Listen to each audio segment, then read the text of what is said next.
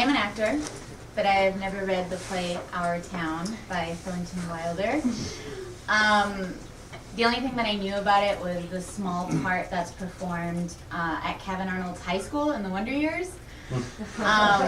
Winnie Cooper plays the lead role of Emily Webb. She wears a white dress. That is the extent of what I knew about the play. So earlier this week, I was asked to play Emily Webb in a reading. And so in my head, I was like, yo, Winnie Cooper's part. And I mean, back then, like, who didn't love Winnie Cooper? Like, I didn't know if I wanted to be with her or be her. It was all kinds of sexual confusion, my definite Wonder Years. Anyway, so we start the reading, and the first act is nothing extraordinary, and I'm like, boring, American classic my ass. And Act 2 I appreciate a little bit more, because it's about love and marriage, and the lesser talked about freak out that comes hand in hand with deciding to commit your entire life to someone and how daunting that might be. And then we get to the third and final act, and spoiler, if you have not read the play, Emily dies. She is dead at 26. So I'm reading, and I'm super into it by this point, and I'm upset. I'm like viscerally upset that this badass character has met her untimely death. And so Emily now finds herself on the other side, and she's confused, as someone who dies suddenly might be. And so she begs to go back to the world of the living, and she promises and she pleads that she'll be happier, she'll be better, she'll do better. And so they grant her the wish. And she is very excited to be back to the world of the living, only that she's not actually living it, she's watching herself live it. So she knows what's gonna happen next, she knows the future. It's like a complete mindfuck, and it's awful. But in the scene, she tries really hard to get her mother's attention, to tell her how much she loves her, to be more present with her father, but she can't do it. They cannot do it.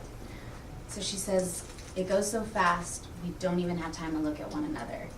And so heartbroken, she returns back to the other side, and she asks, do any human beings ever realize life while they live it, every minute? And the answer, of course, is no.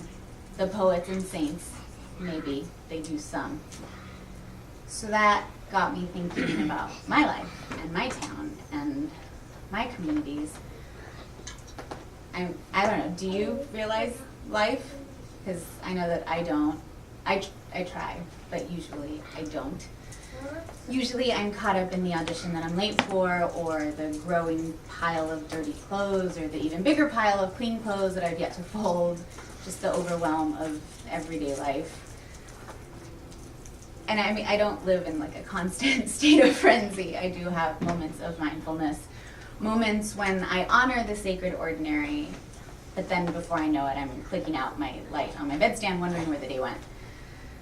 But the beautiful thing about that is that we can try again the next day. And I know that there's a big push to live in the present, which I agree with, and not to leave stuff for tomorrow and what you can do today, which I also agree with. But I do think that there's value in being gentle with yourself and knowing that you can try again. And when I think about humans, as we really are, we're just animals, I think that we're sweet. I think that our pain feels so big, and I think that our aloneness, which is complete ridiculousness because we're not alone, feels incredibly large. And in the play, Emily says, live people don't understand, do they? They're sort of shut up in little boxes, aren't they? And she's right. In our current united, divided state situation, it's really easy to feel alone. Truth isn't objective anymore, and fear has taken the wheel, and it seems that hope has been buried. But know this, hope is not a concrete thing. You can't lose it like losing your car keys. There's an old African proverb that I love that says, when you pray, move your feet. Hope is useless if it's not paired with action. I can wish on stars and I can dump truckloads of pennies into fountains, but it doesn't mean jack if those hopes and dreams aren't propelled to move forward into reality. And it starts with you, and it starts with me. And after this week, I realized in my heart that hope isn't dead. It's all around us, and it's in the connections that we make with the people that we love, and strangers, it's in our genetic makeup as humans, because it's our job to survive.